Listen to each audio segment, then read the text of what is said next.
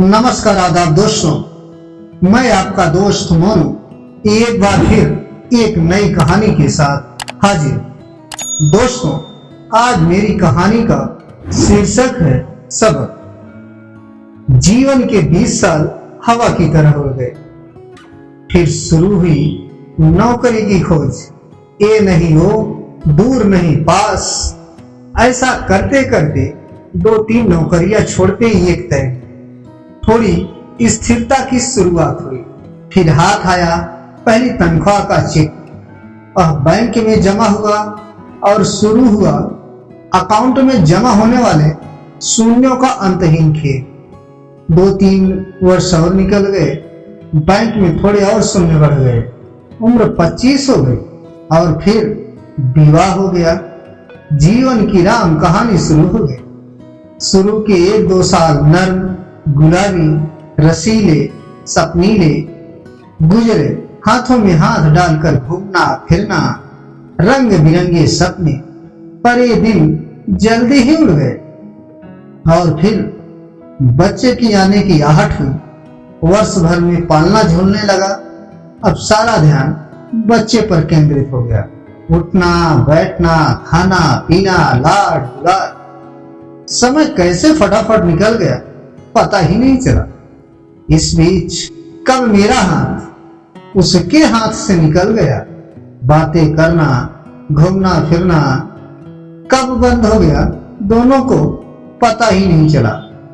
बच्चा बड़ा होता गया, वो बच्चे में व्यस्त हो गई।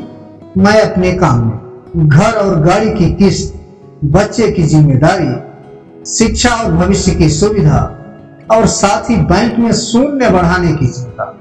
उसने भी अपने आप काम में पूरी तरह झोंक दिया और मैंने भी। इतने में मैं 35 का हो गया। घर, गाड़ी, बैंक में शून्य, परिवार सब है। फिर भी कुछ कमी है, पर वो है क्या समझ नहीं आया। इसकी चिड़चिड़ बढ़ती गई। मैं उदासीन होने लगा। इस बीच दिन बीतते गए, समय गुजरता गया। बच्चा बड़ा होता गया। उसका खुद का संसार तैयार हो गया। कब 10वीं आई और चली गई पता ही नहीं चला। तब तक दोनों ही 40-42 के हो गए। बैंक में शून्य बढ़ता ही गया। एक नितांत एकांत क्षण में मुझे वो गुजरे दिन याद आए और मौका देखकर उससे कहा, अरे जरा यहाँ आओ, पास बैठो, चलो हाथ में हाथ डालकर कहीं घूम के आते हैं। उसने अजीब नजरों से मुझे देखा और कहा कि तुम्हें कुछ भी सोचता है? यहाँ ढेर सारा काम पड़ा है, तुम्हें बातों की सूझ रही है। कमर में पल्लू खोस वो निकल गई। तो फिर आया 45वां साल। आंखों पर चश्मा लग गया, बाल काला रंग छोड़ने लगे, दिमाग में कुछ उलझने शुरू हो गई। बेटा उधर कॉलेज में था, इधर बैंक में शून्य बढ़ रहे थे। देखते ही देखते उसका कॉलेज खत्म। वह अपने पैरों पे खड़ा हो गया। उसके पंख फूटे और उड़ गया परदेश। उसके बालों का काला रंग भी उड़ने लगा। कभी कभी दिमाग साथ छोड़ने लगा। उसे चश्मा भी लग गया। मैं खुद बूढ़ा हो गया, वो भी उम्र दराज लगने लगी। दोनों 55 से 60 की ओर बढ़ने लगे। बैंक में शून्यों की कोई खबर नहीं। बाहर आने जाने के कार्यक्रम बंद होने लगे। अब तो गोली दवाइयों के दिन और समय निश्चित होने लगे। बच्चे बड़े होंगे तब हम साथ रहेंगे सोच कर लिया गया घर अब बोझ लगने लगा। बच्चे कब वापिस आएंगे यही सोचते सोचते बाकी के दिन गुजरने लगे। एक दिन यूं ही सोफे पे बैठा ठंडी हवा का आनंद ले रहा था। वो दिया बाती कर रही थी, तभी फोन की घंटी बजी। लपक के फोन उठाया। दूसरी तरफ बेटा था, जिसने कहा कि उसने शादी कर ली और अब परदेश में ही रहेगा। उसने ये भी कहा कि पिताजी आपके बैंक के शून्यों को किसी वृद्धाश्रम में दे देना और आप भी वहीं रह लेना। कुछ और औपचारिक बातें कहकर बेटे ने फोन रख दिया। मैं पुनः सोफे पर आकर बैठ गया।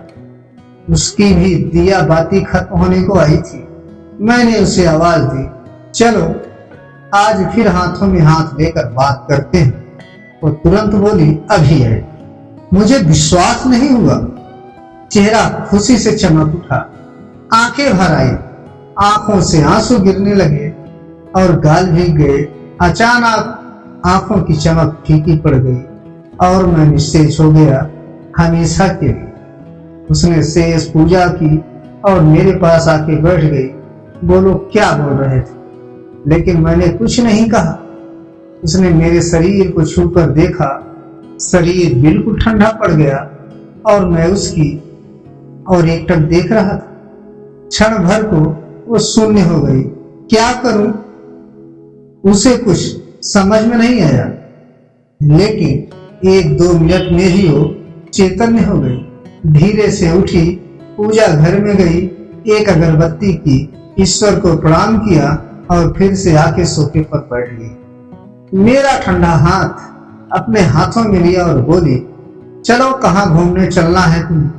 क्या बातें करनी है तुम्हें, बोलो। ऐसा कहते हुए उसकी आंखें भर आई।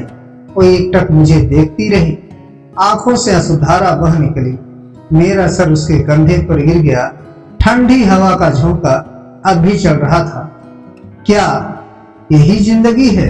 नहीं, जीवन अपना है तो जीने के तरीके भी अपने रखो। शुरुआत आज से करो, क्योंकि कल कभी नहीं आएगा।